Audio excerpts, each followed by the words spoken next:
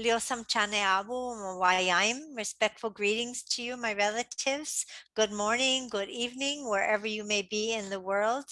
I'm going to be talking a little bit about Indigenous peoples' work at the United Nations, just providing an overview in this very brief time.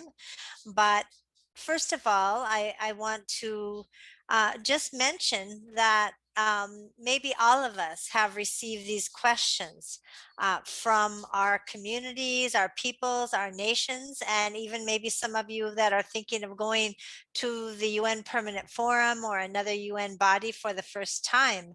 The question is always, well, why do you need to go there? Why do you need to go to New York or Geneva or Rome or any place where the UN may be meeting? Don't we have enough to work to do at home? Don't we have enough to do here? And so I hope to begin by just talking about why we decided at the very beginning to go to the United Nations to seek a seat with the family of nations. The International Indian Treaty Council was born out of the struggle of the North America indigenous peoples in the 1960s and 70s. We had a fishing rights struggle on the Pacific coast of the United States. Many people were arrested.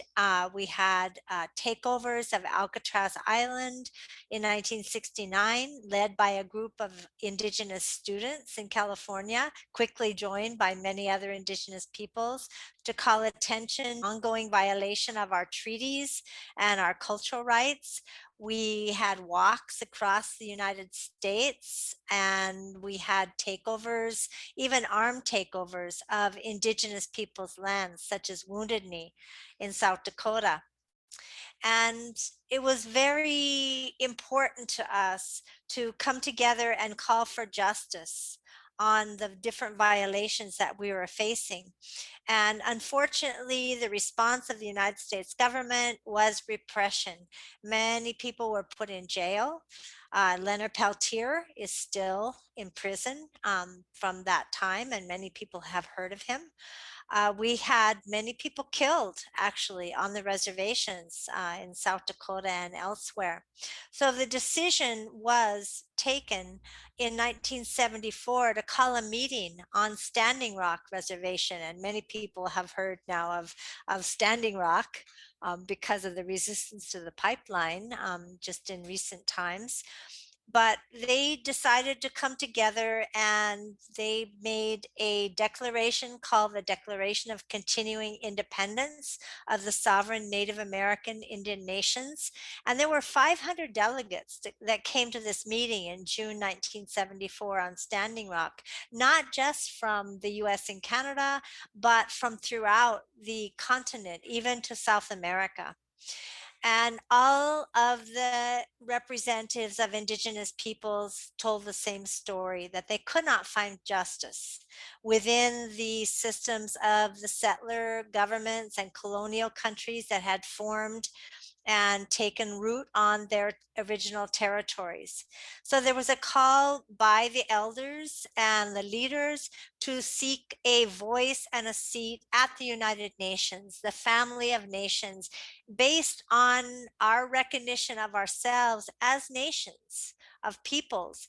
And many of our nations have treaties, nation to nation treaties with the settler governments that affirmed our status as sovereign nations equal to the status of the governments that had formed countries in this continent.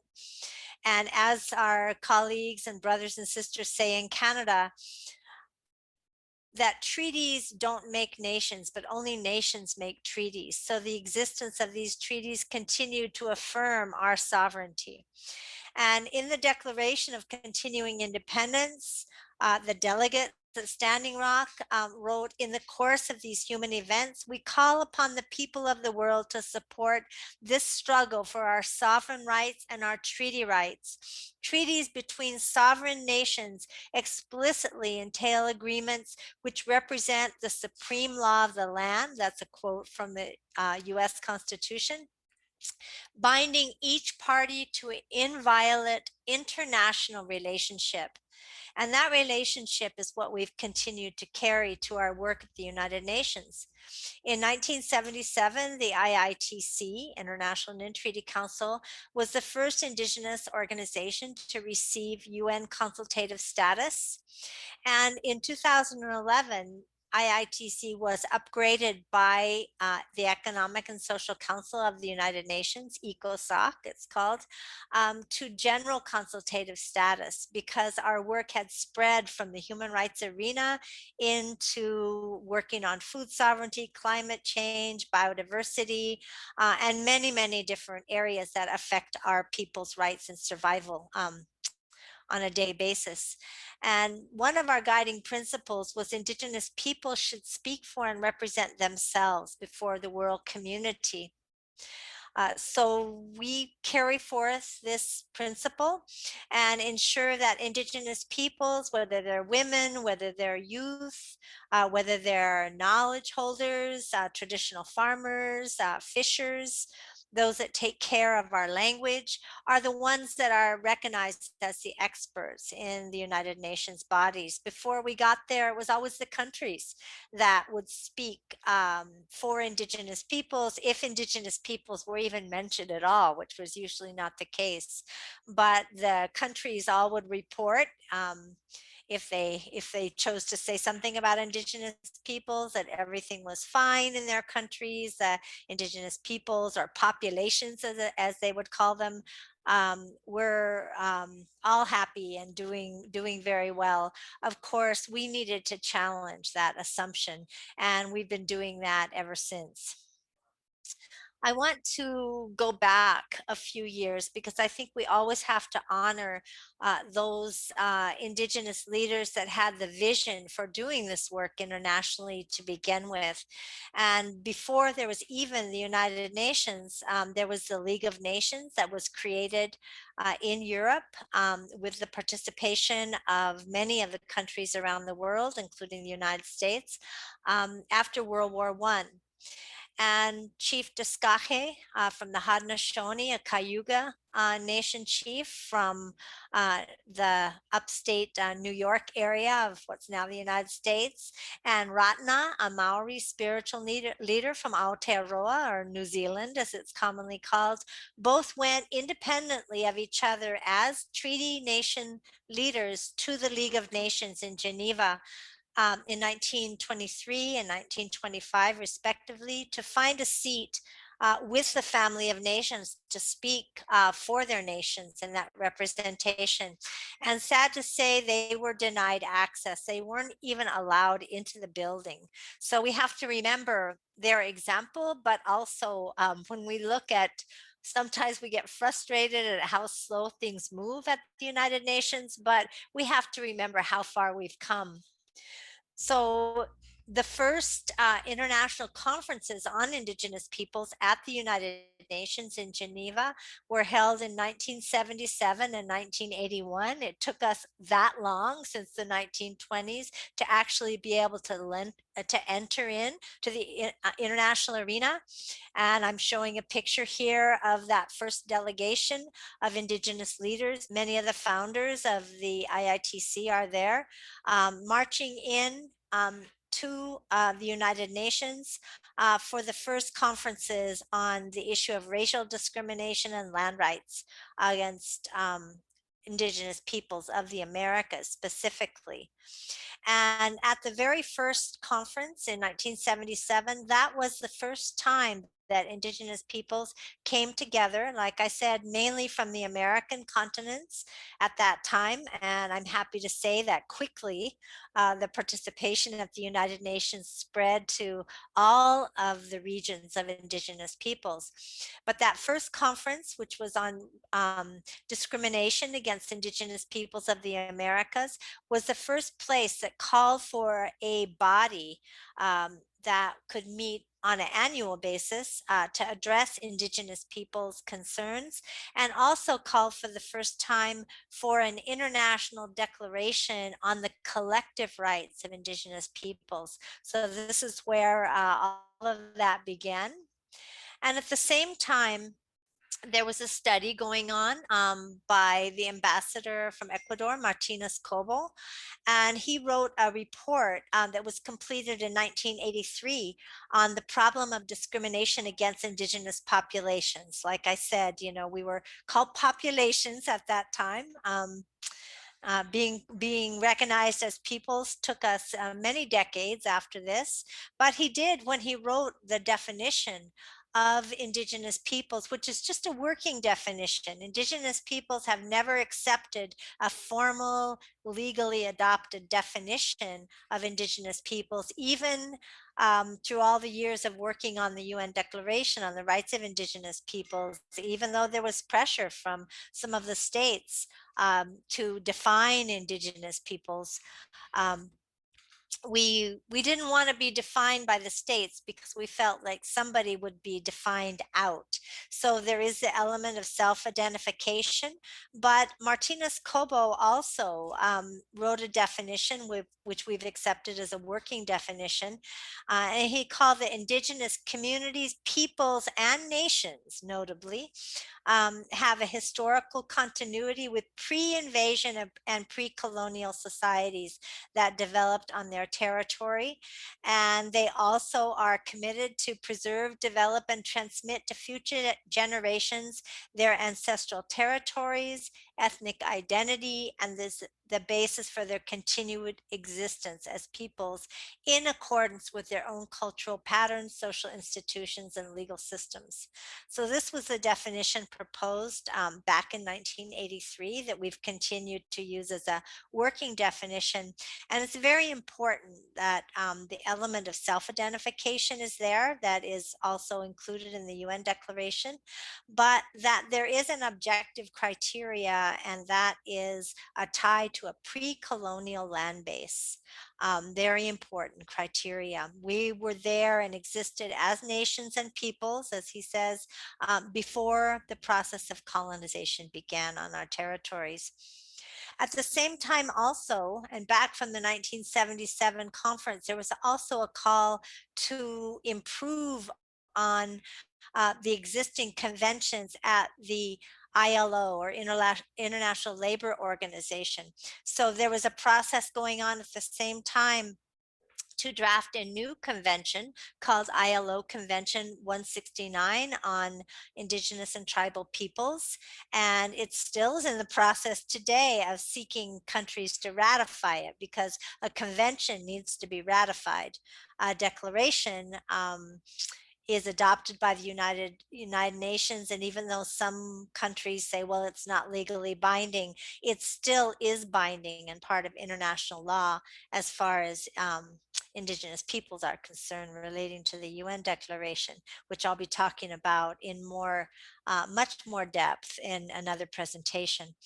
But the ILO, the new ILO Convention 169, advanced the recognition of rights for Indigenous peoples, saying that Indigenous peoples have the right to decide their own priorities for the process of development on their lands, and also called for full consultation to ensure informed participation in decision making relating to their development, their cultures, lands, and resources. So this was a considerable advance also.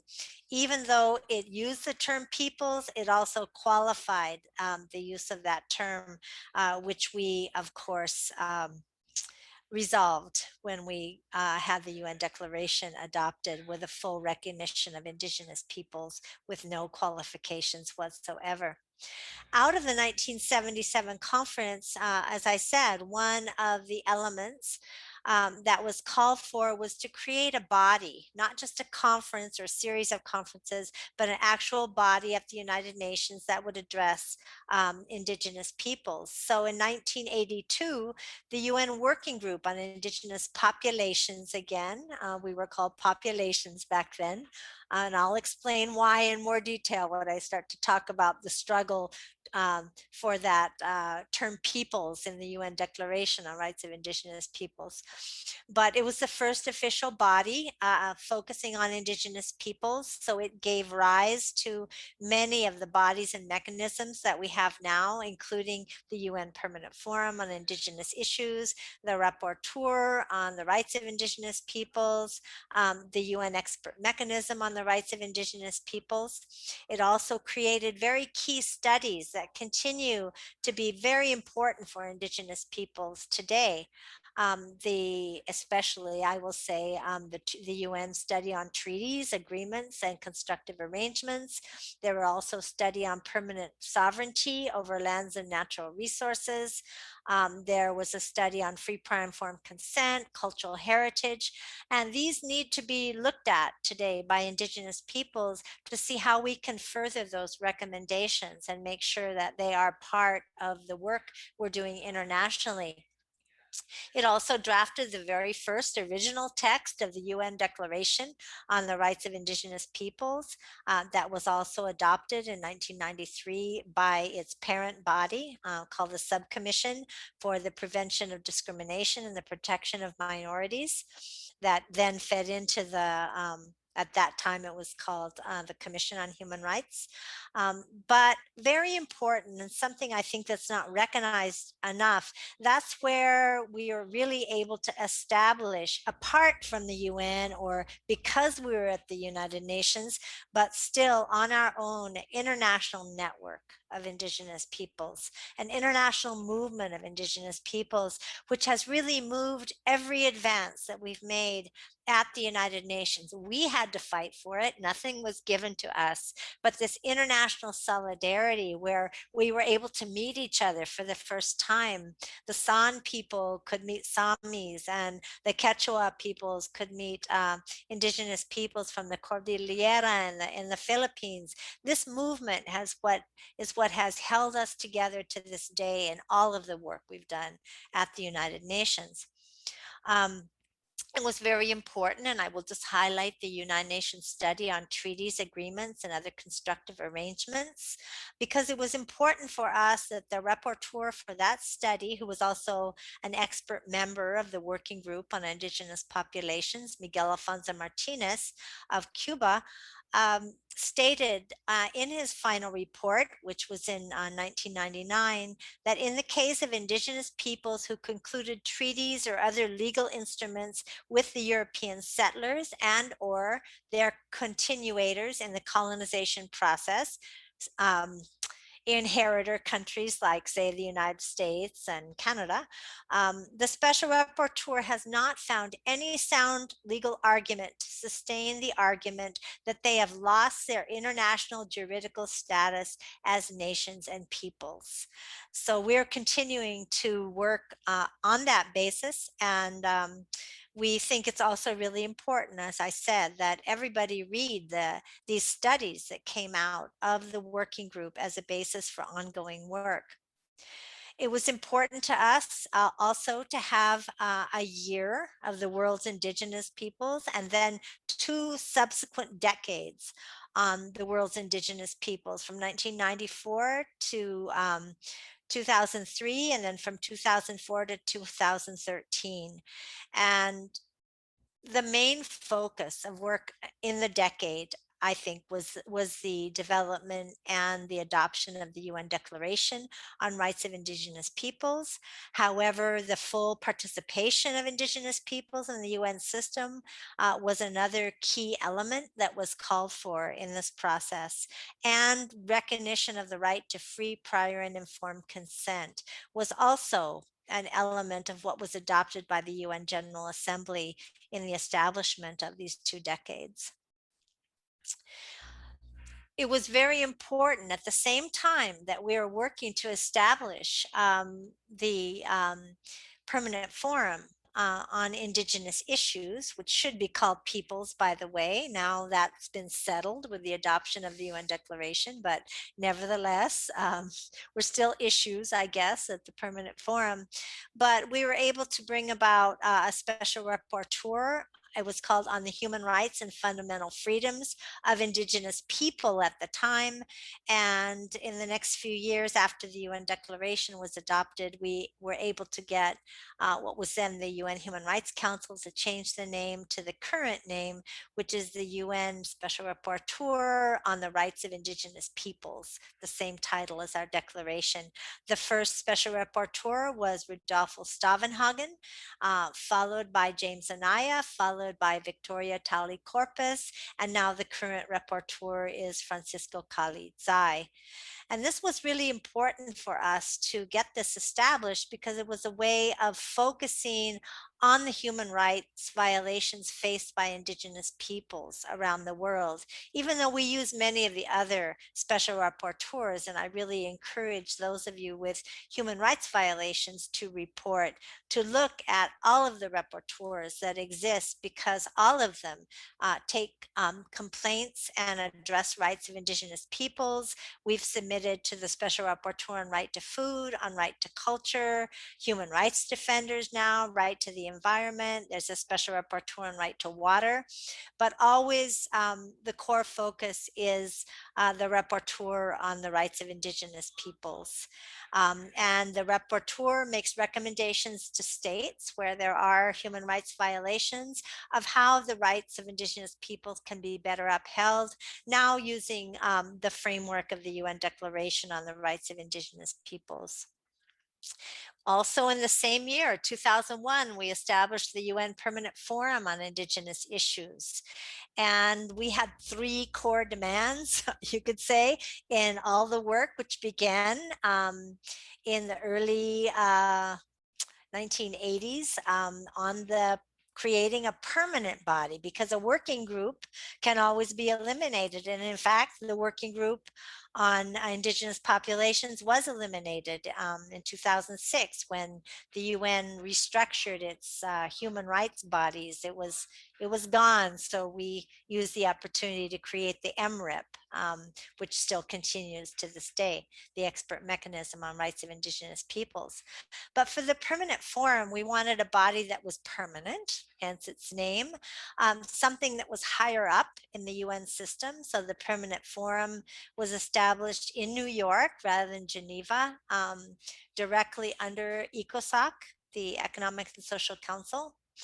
And we wanted something that would have some teeth to really be able to address not just human rights, but as the mandate says, economic and social development, culture, the environment, education, health, and human rights. Something that a body that could actually intervene in situations facing Indigenous peoples. Unfortunately, we didn't get that. The permanent forum is advisory to ECOSOC and also provides advice throughout the UN system on how Indigenous peoples can more fully participate, can have their rights addressed, and have input into considerations in all of these areas of its mandate. But it's been very important for us as Indigenous peoples. The Permanent Forum has called for example, a new mechanism to be created for the international repatriation of Indigenous peoples, cultural items and human remains, which now has been taken up by the EMRIP with good success. It called for a study by the UN Special Rapporteur on Human Rights and Toxics to look at the human rights impacts of environmental violence against Indigenous people, in particular Indigenous women. So it's done some very, very important things that have resulted in real change for Indigenous peoples on the ground. And I just want to recognize that the Permanent Forum will celebrate its 20 years of existence here. And also, very important, it was the first Indigenous body that recognized Indigenous peoples as experts. And that's another thing we wanted, equal participation of Indigenous independent experts and state nominated Indigenous experts. They still are, they're not representatives, they are still independent experts, but that was very important for us and a real breakthrough through at the United Nations. The expert mechanism on rights of Indigenous peoples was established in 2007 to replace the former working group on Indigenous populations, and also a very important body. We were able, after the World Conference on Indigenous Peoples, to strengthen the mandate to include country engagements, which means the EMRIP goes in at the invitation of Indigenous peoples or states and brings the parties together to propose solutions for violations that Indigenous peoples are facing, and in particular, the implementation by states of the UN Declaration on Rights of Indigenous Peoples. So that's a very important body that meets in Geneva every year. The big news, of course, maybe one of the most important things that has happened is on September 13th, 2007, after 30 years since that first 1977 conference called for a declaration recognizing the rights of Indigenous peoples collectively. It took us 30 years to have that declaration be adopted at the General Assembly, and I'll talk a little bit more about that when I go into more depth in the next presentation about the UN Declaration. Why was it so difficult? What does it say? What does it mean for Indigenous peoples? But this is a photo of the adoption at the General Assembly. I had the great honor to be there on behalf of North America Indigenous peoples, and it was very exciting to see all those green yes votes go up. Of course, there were 4 no and 11 abstentions. We kind of thought there might be more abstentions, but this was the culmination of 30 years of work by Indigenous peoples at the United Nations. It does call for full application by states and UN bodies in Article 42. So we need to recall, wherever we're working at the United Nations or with states directly on the national level, that Article 42 calls for the United Nations, its bodies, including the Permanent Forum, and specialized agencies, including at the country level, and states, to fully promote respect for and apply the provisions of the UN Declaration, and to follow up on the effectiveness of the Declaration. So it's important to keep that article in mind as we're working in UN bodies, and also confronting directly the countries in which we live. Different highlights that continue to have impact in our work were the first Earth Summit in 1992. And there were many of the conventions that we work on to this day were called for or formulated at the first Earth Summit, like the UN Framework Convention on Climate Change, the Convention on Biodiversity, the chemical conventions, the UN Commission on Sustainable Development, which was a body that we worked on for a long time. And also, very important, Indigenous peoples as peoples, not populations, were recognized in 1992 at the Earth Summit in Rio de Janeiro to be one of 9 major groups that continues to this day. The Indigenous Peoples Major Group is still working, especially focused on the UN Sustainable Development Goals, but one of 9 major groups that was considered to be required to be able to have input into UN discussions on environment and sustainable development. A follow-up to that that wasn't conceived of back in 1992, but that has since been put in place is, for example, the Minimata Convention on Mercury. Indigenous peoples anywhere where there's historic or current gold mining, as well as coal-fired power plants, industrial runoffs, are affected by mercury contamination. And we were participatory in drafting the convention. As usual, not as strong as we wanted in the outcome, but Indigenous peoples and the IITC continue to engage in work at the Minimata Convention. And another big moment and I'm just giving you the highlights because there's a lot more to say, was at COP24 at the UN Framework Convention on Climate Change. That was December 2018. We actually put in place a new body focused on Indigenous peoples and local communities, which is still being defined, that concept at the UNFCCC. But a new platform was established after several years of meeting and consultations and negotiations with states.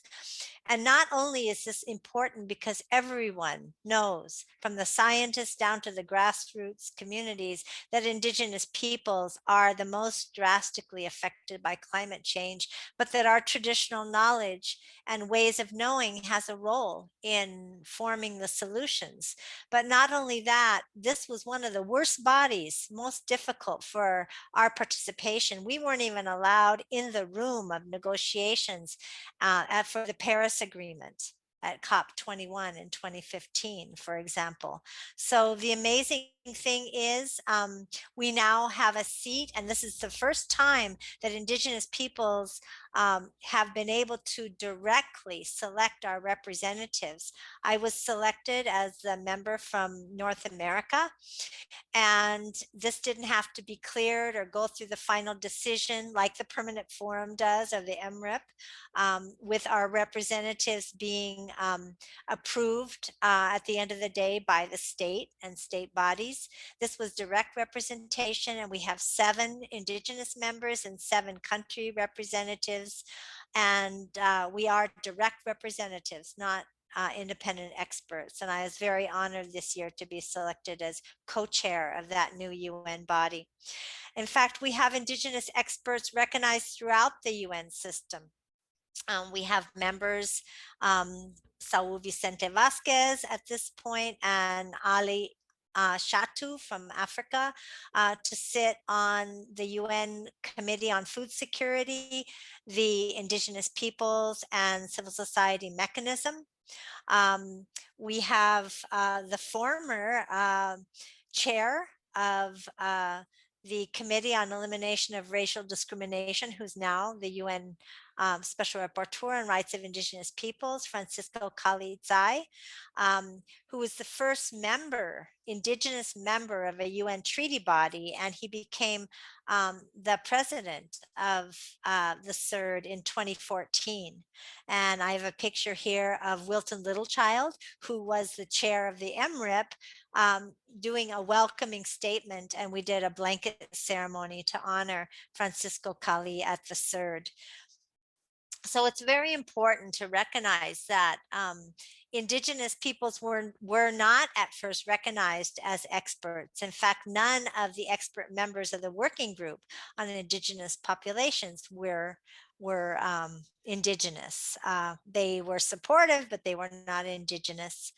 And also to recognize that with the input of Indigenous peoples, we've been able to evolve the concepts of human rights that are being used today. For example, looking at the business and human rights principles that were the basis for the formation of the UN Business and Human Rights Forum. Indigenous peoples were very involved in that, and now working with the states in Geneva to actually form a legally binding treaty on multinational corporations and human rights. So once these concepts come into being, they continue to evolve, and Indigenous peoples have had a very instrumental role in that process. Another example was the term environmental violence that was called for at the first and second International Indigenous Women's Environmental and Reproductive Health Symposiums. And ITC called for the introduction of that terminology, which means the deliberate introduction of toxic chemicals, whether it's pesticides or mining runoffs or mercury, into the environment, basically for profit motivation. And we were able to take that to the UN Permanent Forum, and they recognized in 2012 for the first time the term environmental violence as a form of violence, in particular affecting Indigenous women and girls, and now it's a commonly used term at the United Nations. It's very important, the progress that we've made. And if you're going to work at the United Nations, you have to, I guess, accept that we have incremental progress. You're never going to get it the first time you're there, but we can build on what has been done before. And that was an example of the success we had at the World Conference on Indigenous Peoples in 2014, where the UN Declaration in that case was unanimously endorsed by all of the member states of the United Nations. And there was a commitment further to advance the declaration, to uphold the rights of Indigenous youth, women, promote the involvement in issues like climate change and biodiversity, call for the mechanism on international repatriation, and strengthen the mechanisms that we have now at the United Nations. And we're still working on its call for enhanced participation for Indigenous peoples' representative bodies at the United Nations. I will bring up that based on that, the UN EMRIP carried out its first country engagement in a mission to Finland to address issues of concern to the Sami people in 2018. And they also carried out a country engagement with my nation, the Yaqui Nation, the IITC, and the government of Sweden to achieve an agreement last year to return our sacred Masakova from the from the National Museum on Ethnography in Stockholm that had been held there for many decades. And our nation is especially grateful for the work of the EMRIP. So the UN can be used. It may take a long time, may be frustrating at times, but if we're strategic and we work very closely with our peoples and communities to keep them informed and make sure that we're carrying out work that they agree with and taking positions that they agree with at the United Nations, we can have and have had tremendous success. And I just want to end out with recognizing the work of youth, because without our young people coming into this work, it won't be sustainable. They bring in new blood, new ideas, and also carry forth the work that has been laid down to date and advance what we've accomplished into the future for the good of our peoples and our future generations. So with that, I thank you very much, and I conclude my presentation.